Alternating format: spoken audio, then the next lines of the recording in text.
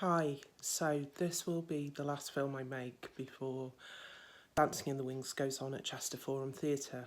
Um, Gosh, this has been a real roller coaster of a ride. I really did think that the tough bit was going to be writing the play and digging up everything that we've been through to try and create an honest production, an honest piece of writing that actually told the real story. But boy, I couldn't have been more wrong. Um, yes, of course, it was absolutely horrendous and really tough writing it, and then having to show that piece of writing to people and go through the editing process and show it to a professional team of actors and launch it at the forum. It was all incredibly difficult to do, especially for somebody who lacks so much confidence like me, which strangely people don't believe because I can make films like this, because I can stand up in front of so many people. But I think what people, I suppose, and it happens for so many people, but people don't see the real side of me, the side that struggles probably daily with anxiety attacks, the side that has to ring up Sam's dad so often because I'm having palpitations, the side that had to phone an ambulance at Christmas because my palpitations were so bad that I thought I was having a heart attack, and the only person who knows how bad that was is Neville, who, bless him, was messaging me at the time to try and keep me calm while the ambulance people arrived. So, and I think that's gone against me to a certain extent, the fact that I can put on a mask and I can, you know, talk and communicate and write, because then people think that you're okay.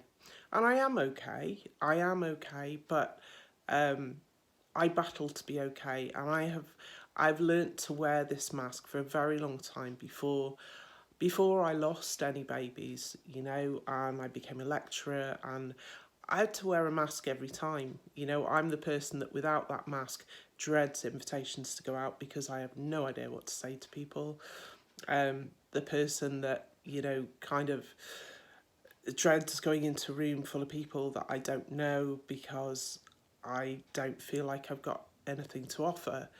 And beyond getting to how's the weather, I kind of run out of things to say at that point unless I'm with people that I feel really comfortable with.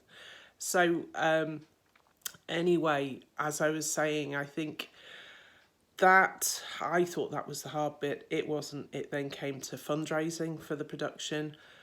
Oh, I struggled with that. I think I've worked with charities for so long, but you have a big charity behind you, and I've always been okay about, being able to support other people's projects and do everything I can to make those a success. But when it comes to a project of my own, that's a different kettle of fish, and I'm so grateful to Neville, who really has kept me on the straight and narrow with the fundraising as well. It was such hard work, and so difficult because, asking people for money in the first place is really hard. But then, trying to talk to people about how important what I'm trying to do is. And it's not about me. It's not about me or Sam's dad. The last people I want to put on a pedestal is us. I'm not very good at being sat on a pedestal, particularly, apart from not liking heights. Um, but I suppose the whole purpose behind this is because I know how hard it is losing babies. I know how difficult baby loss is. I know the effects it has on your mental health when you've had no mental health problems previously other than a lack of self-confidence. I know how hard that is and how hard it is to try and get people to understand how you're really feeling.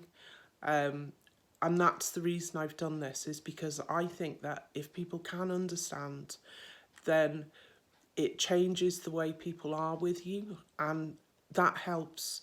If healthcare professionals understand more the real effects of baby loss, then it may just change some of the words they use. It may just change you know, how they are. And it's hard. I know it's hard because our healthcare system is so stretched for resources.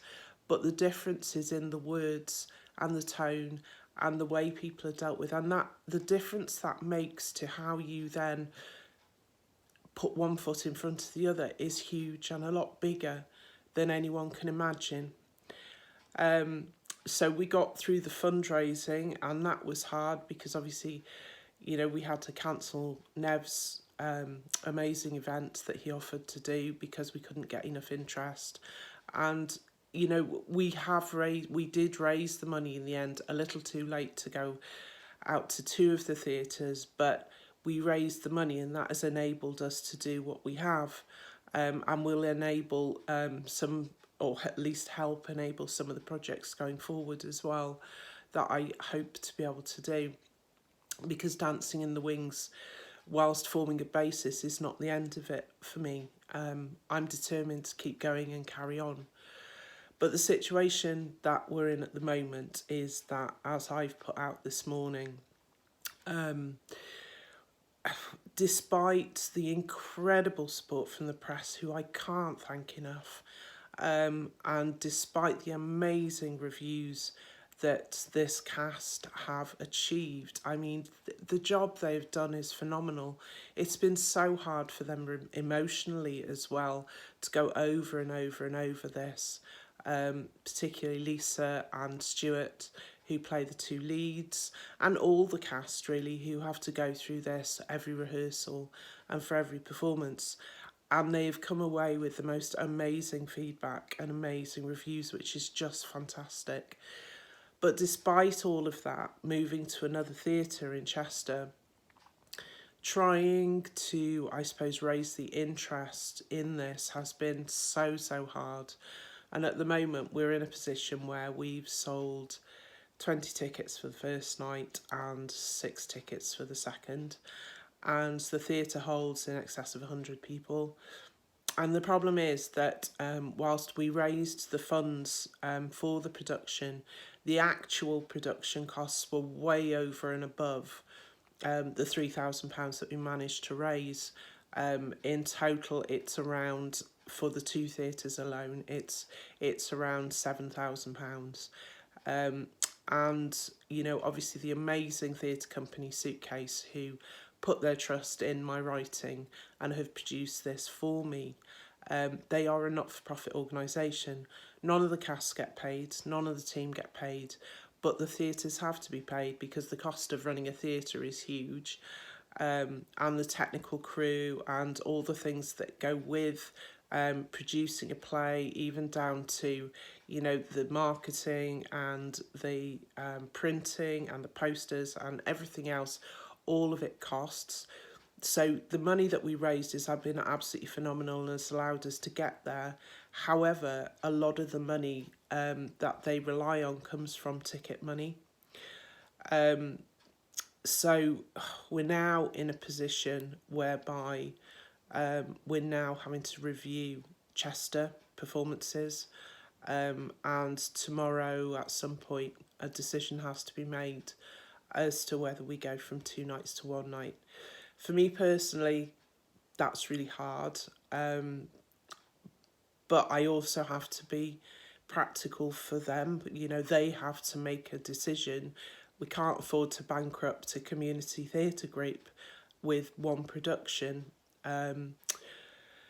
This is such a tough topic, and that's, you know, it's the play that nobody wants to see, because who wants to go to the theatre to see, you know, a play about baby loss?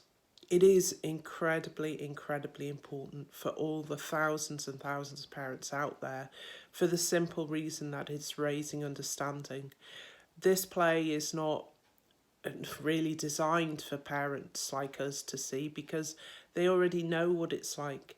But as well as being an awareness raising production, it is also a fantastic, thought-provoking, emotional production. And I'm talking about how the cast put this across, and how the wonderful Chris Dukes, the director, has kind of breathed life into this and put it across.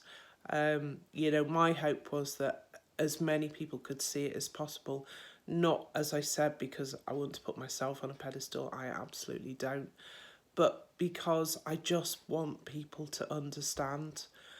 And you know, if they can with a production of a play, then that's fantastic. So that's the position that we're in. I am probably going to stay off social media for the rest of the day because I've worked really hard every day trying to put posts out, but obviously this decision is quite a hard one, and particularly as the Saturday night is the night before Mother's Day, and so that was one of the most important nights for me, knowing how hard it is for other parents. But it is what it is. If there is by some miracle a surge in ticket sales by tomorrow evening, and we can achieve that 50 people for each night, then absolutely fantastic. We can take the 2 nights ahead, and that's brilliant. If not, we will have to go to just one night, which it is what it is. I mean, it's hard on a personal note, but I have to take the personal feelings out of it.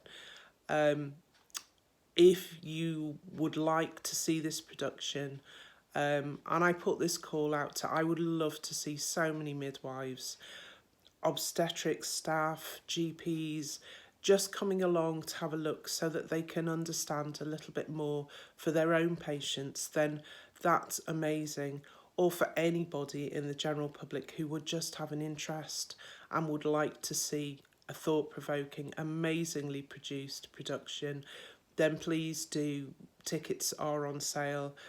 I would love to see us get to 50 people per night, but I know that, you know, you can't make somebody want to see something, particularly when, you know, it is as emotional as this is. So that's where we're at. I will obviously come back on once the theatre production, as in do another video once the theatre production is done, and I will pop up on social media and keep plugging the links after today. But for today, yeah, I'm a little bit flat, so I'm gonna try and divert my emotions elsewhere. Go take the dogs for a walk, go see Cookie Pony, and hope for a miracle.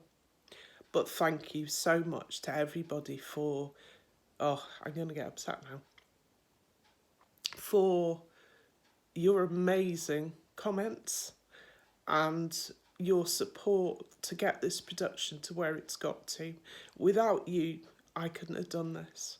We couldn't have done this. So thank you. I'll see you soon. Bye.